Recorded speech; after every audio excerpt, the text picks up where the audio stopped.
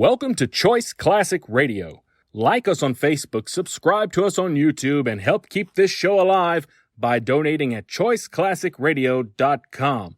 For more of your favorite old-time radio shows, join us on our companion podcast, Choice Classic Radio, Mystery, Suspense, Dramas, and Horrors, where we bring to you the most mysterious tales that the golden age of radio had to offer.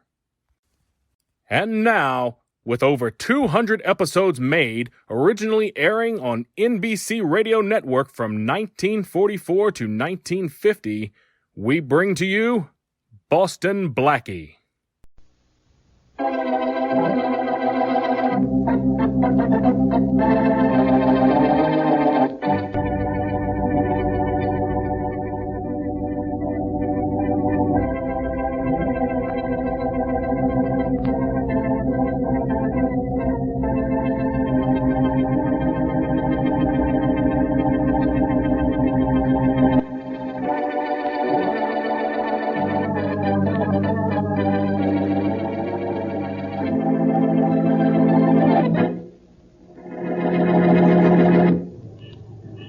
Some traffic jam, eh, driver? What'd you say, mister? Some traffic jam. You said it. Things like this make me wish I was back in the country driving a wagon load of hay. Are you from the country? No, but I can dream, can I? Hey, lady, if you can't get in... I know. This cab is taken, beautiful, and well taken. I know it is, Boston Blackie, and I'm taking it with you. Who am I to argue with a beautiful girl? There's a break in the traffic there. Let's get going, driver. Okay. All right, beautiful. Let's have I'm Carol Ward. I've been following you in another cab ever since you left your apartment. Oh, and in the traffic jam, you switched cabs, huh? Yes. I've got to talk to you. You're Carol Ward, huh? Uh-huh. Well, you're also excited. What you're wearing this morning is a tip-off that you pressed in a hurry. Oh, is it? Your coat is black, your handbag is brown, your shoes are blue, and your stockings are two different shades, all of which, of course, means that you were excited this morning and you're dressed in a hurry. Sorry to disappoint you, Mr. Boston, Sherlock Holmes Blackie, but I always dress like this. I'm colorblind. All right. I was wrong about the reason for what you're wearing. But I'm sure I know why you want to talk to me. You're in trouble. Wrong again, Blackie. I'm not in trouble. You are.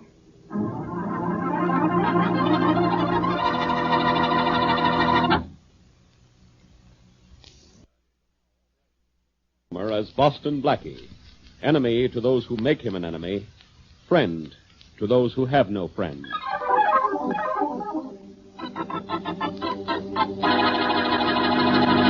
Would you like to say that again, Miss Ward? I don't know why it needs repeating, Blackie. I simply said, I'm not in trouble, you are. Look, you and your friend Miss Wesley have a reservation for dinner at Lee Chow's Chinese restaurant for tonight, haven't you? For 8 o'clock in our favorite booth, number 3. You have to make a reservation at Chow's or you don't get in. Oh, don't go to Lee Chow's tonight. Why not? Will I get a splinter from the chopsticks? Don't go there, please. But why not? Miss Wesley and I both like Chinese food, and Lee Chow's has the best food in town, Chinese style. I know, but tonight Lee Chow's menu includes trouble. American style.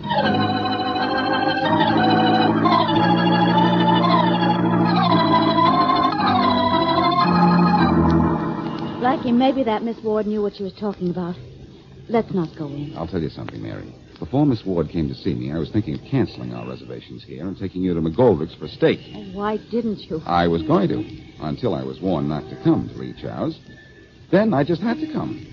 Let's go in, huh? Blackie, please. Mary, please, let's not worry about stupid things. Let's go in and worry about our appetites. Well, all right, but I have a feeling... I have a feeling, too, a hungry one. Okay. Ladies first. That's the first nice thing you've said to me all day. Oh, for goodness sake. The place is empty. Not completely, Mary. We're here. Here comes Lee Chow's son. Good evening, Mr. Blackie. Miss Wesley, good evening. Good Hello, evening, George.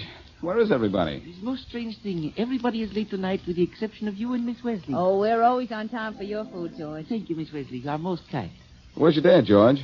Don't tell me he's the cook tonight. No, and it is most unusual, Mr. Blackie. I have not seen my father all afternoon. Oh, that is funny. It's most peculiar. He's always here at 6 when I come to work. When I arrive this evening, only the cook is here. You did not come to share my troubles, only my food. You will want your usual booth, of course? Number 3. That's the one you reserved for us, I hope. Does not seem like Tuesday night if you're not in booth number 3 with Miss Wesley. Well, that'll be his last Tuesday if he's in booth 3 with a girl who isn't Miss Wesley. I will draw the curtains for you. Thank you. Blackie, look on the floor. I see it, Mary. It's George, that's... my father. I guess you'd better close up shop tonight, Father. George. Your father's dead. No.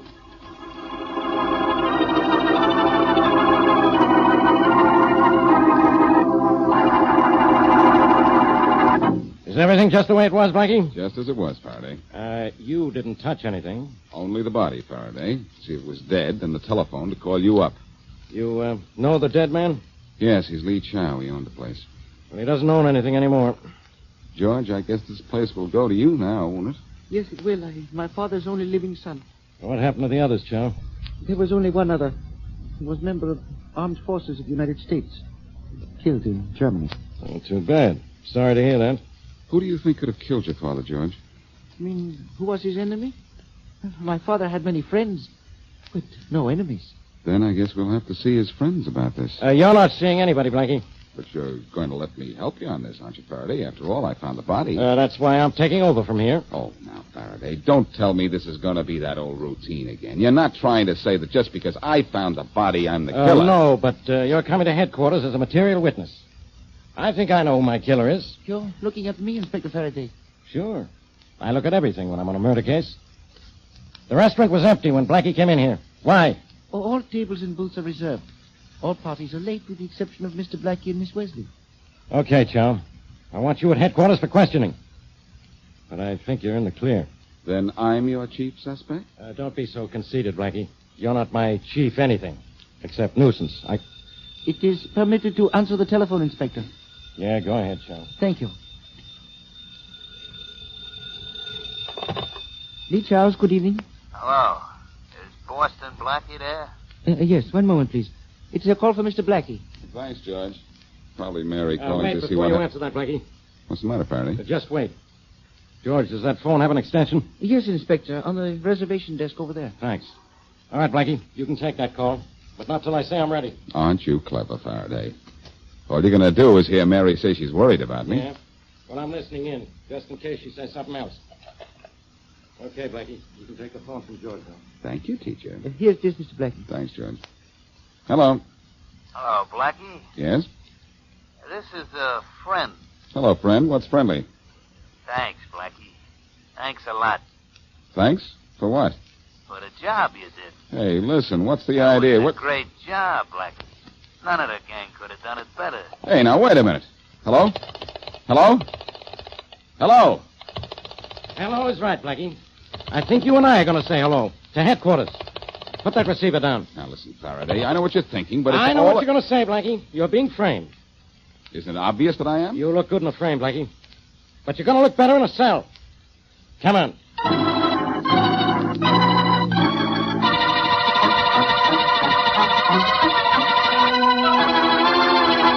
No, I'm sorry. This is the Smith Rogers Publishing Company. You must have the wrong number.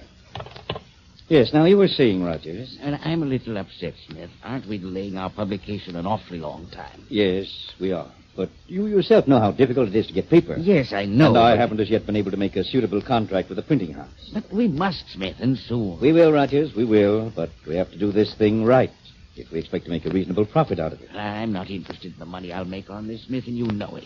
I'm letting you use my name because you said it would help, but I think our proposed book is a very worthwhile enterprise. It is worthwhile, but let me handle this my own way. I agreed to that when you came to me with the idea, but how soon will we be ready to publish? Well, here's the situation as it now stands. There are probably 10,000 families in the city who lost sons in the war. Yes, yes. If half of them buy the memorial ads in our book, then I'd say we were almost ready to publish. How many have purchased ads for their sons so far? Only about 1,800 to date. So you see, if our book is to be a truly representative memorial to our war dead, we must get a few thousand more ads before we publish. I suppose you're right. We've postponed the publication date so many times. Aren't we getting complaints from those who have already bought ads for their sons? No, we aren't having much trouble in that direction. 1 or 2 people have inquired as to when we'll publish our book, but I've sent a man to explain to them that... Excuse me. Of course. Come in. Hi, Mr. Smith. Oh, Weaver, come in. I done what you told me to, boss. Oh, Weaver, I don't think you've ever met my partner. No, I ain't. Mr. Rogers, this is Weaver, one of our solicitors. How do you do? And he's doing a good job, too.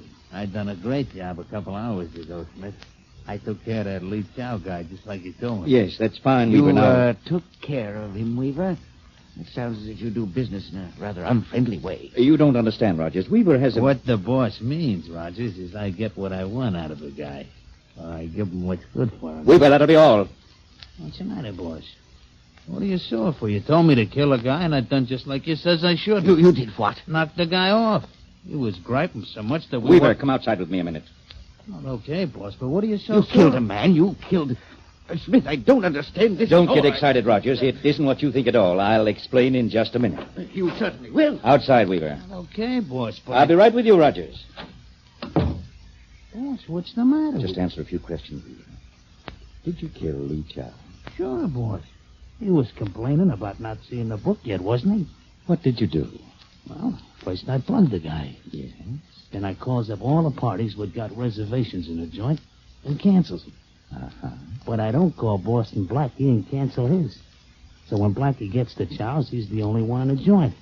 When he finds the body, the cops nab him for bumping the guy. Good work, Weaver. Sure. Then I called Blackie while the cops were still there. You like what I done, huh? I think you did a great job killing Lee Chow. Yeah. It was a pleasure. I done a good job, huh, boy? A great job, Weaver. You made only one mistake. Now, what'd I do wrong? You talked in front of Raji. Well, ain't he your partner? Don't he know we're taking dough from the suckers? And we ain't never gonna publish no book? No. He thinks we're on the level. And he certainly had no idea till now that we'd kill anyone who got in our way. Oh, boy, he's dumb, ain't he? He don't know nothing. He didn't know anything until you told him everything. Oh, that was a mistake, huh? Yes. But your last one, Weaver. Hey, boss, what are you fiddling with that gun of yours for? I'm putting a silencer on it. You're gonna knock off Rogers, huh? Kill Rogers? No. I'm going to kill you.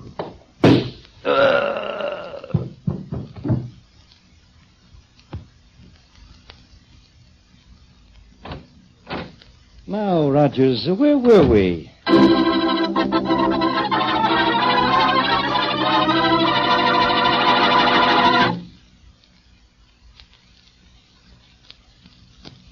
And now, back to Boston Blackie.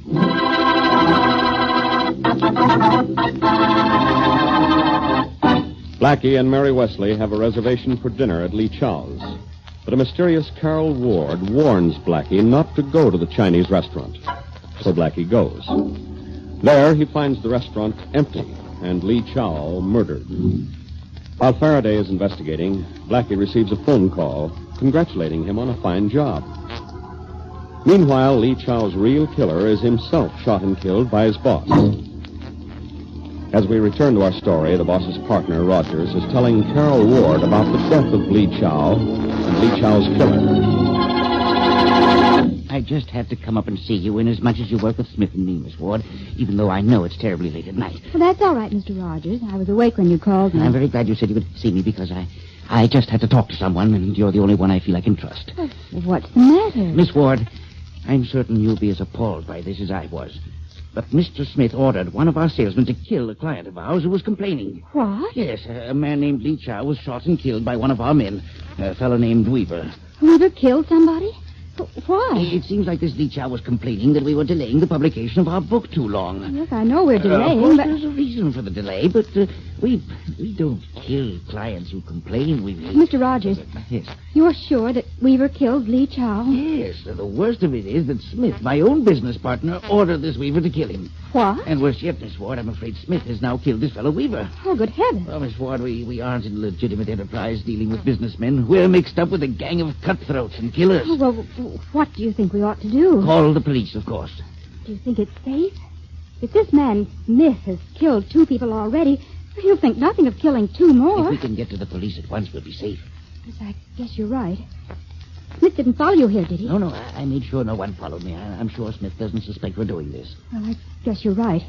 If we work fast, we'll be safe enough. I'll call the police right now. Good. Oh, you know the number. Oh, it's on the front of the phone book here. Oh, yes. Smith Rogers Publishing Company. Hello, police department? No, you have the wrong number. Yes, I want the police department. This is Carol Ward. Carol, what's the matter with you? I'd like to speak to the man in charge. What? Oh, you're in charge. Fine. Tell him everything, Miss Ward. I will, Mr. Rogers. Carol, Rogers is up there? What for? It's about the murder of Lee Chow.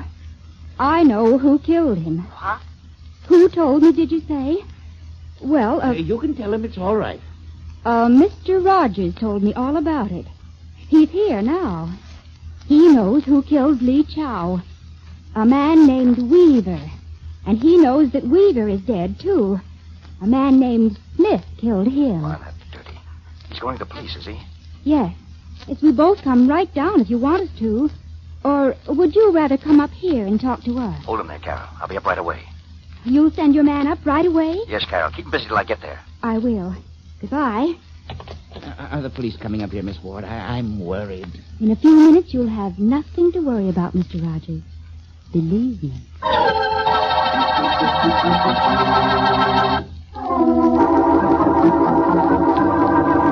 Look, Faraday, how much longer do I have to sit in your office and look at that dumb face of yours? Can you tell me what you know about Lee Chow's death, Blackie? I told you all I knew 5 minutes after we got here. I don't know who killed him or why he was killed. Well, give me a good answer to just this one question, will you?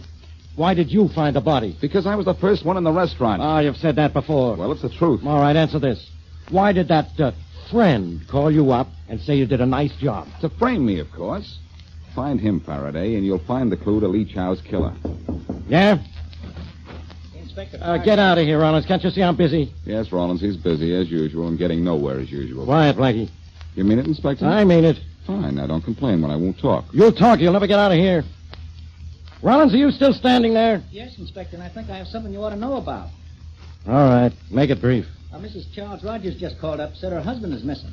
You interrupt me in the middle of a murder case to tell me that. Wait a minute, Inspector. I've got a complete description of the guy and what he's wearing written down here. Rollins, I ought to... He was wearing a tan suit, tan snap-brim hat, brown top coat, brown shirt, and a red and brown polka dot tie. I don't care if he was wearing no tie or a rope around his neck.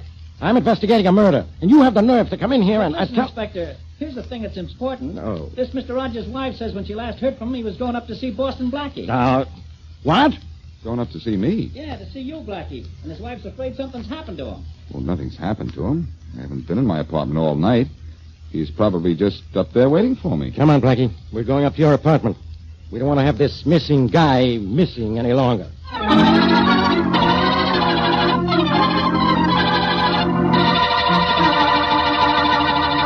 Faraday, what makes you think Rogers is still waiting for me in I here? just have a hunch. That's all. Now, come on, let's go in.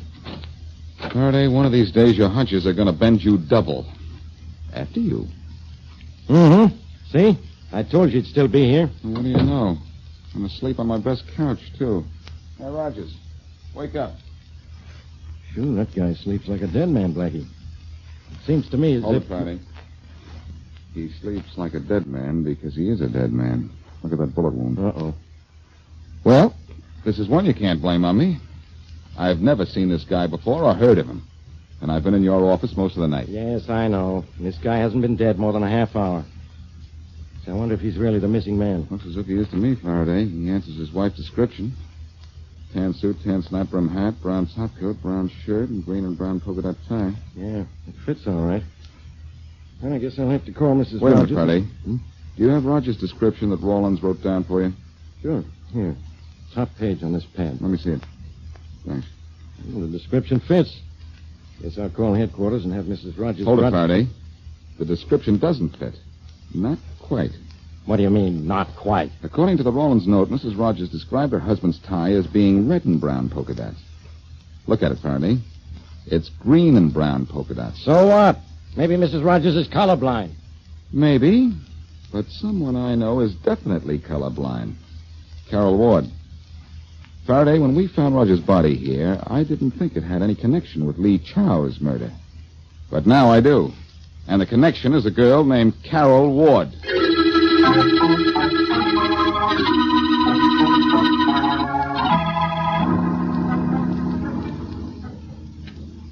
Can you get the apartment door open, Blackie? Yes, if you'll keep your back turned while I give me the lock. Don't want you to know any of my secrets. All right.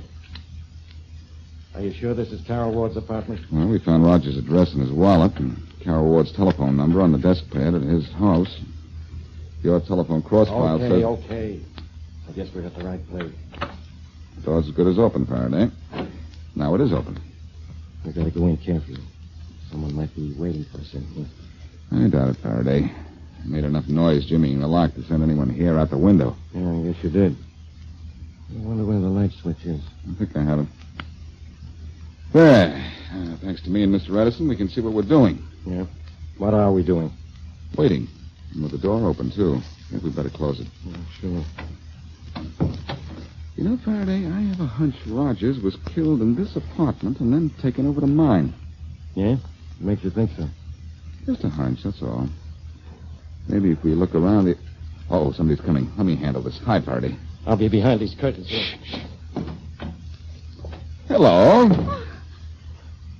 Hello, Mrs. Rogers. Hello, Blackie. What are you doing up? What did you call me? Mrs. Rogers. You are Mrs. Rogers, aren't you? What gave you that idea? I'm Miss Carol Ward. You said you were Mrs. Rogers when you called the police. I'm not Mrs. Rogers. I never called the police. I think you'd better get out of here before I call them now. I'll call them myself in a minute, Miss Ward, to arrest you for the murder of Charles Rogers. You get out of here. I don't know anyone named Rogers. No? Then how did this blood get on your skirt? What? Right there, Miss Ward, a large blood stain. It shows very red against the blue material it's on. Where? I can't see it. You can't see it, Miss Ward, because you're colorblind. But I'm not blind to colors or anything else. I see it, and the police are going to see it, too. Oh, please, you've got to believe me.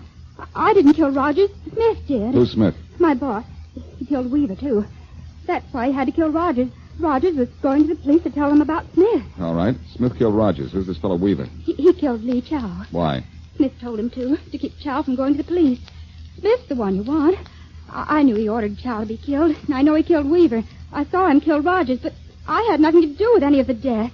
You're going to have a lot to do with Smith dying in the electric chair. Where is he? I don't know. Where is he? I don't know. Look, you told me this much. Tell me the rest, and the police may go easy on you. I won't tell the police anything. Oh, won't you? No. And what can you do with what you know? Just help Inspector Faraday if the police remember your story. Come out from behind the curtain and take a bow, Inspector.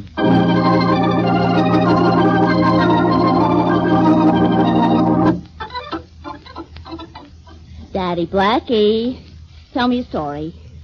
Where were you? All right, Mary. Just sit on my knee like a good little girl. Oh, goody. Now, what story would you like to hear tonight? 3 Bears? Oh, no. I would like to hear the story about the 3 murders. All right. Once upon a time, in fact, just a few hours ago, a big, dumb, but lovable cop named Faraday made a bad little girl named Carol Ward tell him where he could find a very bad man named Smith. Oh, was Smith very, very bad? Yes, Dora Mary. He was very, very bad. He was selling memorial ads to people who lost sons in the war. He was promising them to publish these ads in a book. But the awful bad Mr. Smith was going to keep the people's money and never publish the book. Oh, Daddy Blackie. He was going to scramble the dough, wasn't he? Daughter, such language. Yes, he was going to scramble the dough. Well, did he? No, he didn't. Because a very handsome, brave, courageous, and brilliant young hero named Boston Blackie caught him before he could get away. Oh, our hero. Was it exciting? Very exciting. This handsome and brave and brilliant Boston Blackie pulled a gun on the very bad Mr. Smith, and with a dumb but lovable cop named Faraday, took him off to jail. How bad was Mr. Smith? Very. He put a dead man's body in the handsome Boston Blackie's apartment, and the very bad man had Carol Ward phone the police to put the blame on Blackie. But luckily, Blackie and Faraday were together when the call came in. Gosh. And the very bad Carol Ward first warned Blackie not to go to Lee Chow's, knowing that would make him sure to go. It seems this bad little girl was very colorblind. So, later to make her confess, Blackie said there was blood on her skirt. And because she had a guilty conscience, she looked. And was there a blood stain on the bad little girl's skirt? No. The handsome Boston Blackie was telling a white little fib. Jeepers, gosh and golly. And what happened to the money the very bad Mr. Smith took from the innocent people? Every cent of it is going back to them. And that's how the story ends, huh? Yes, daughter. Except that everybody lived happily ever after, except Mr. Smith and Carol. And they aren't going to live very happily or very long either.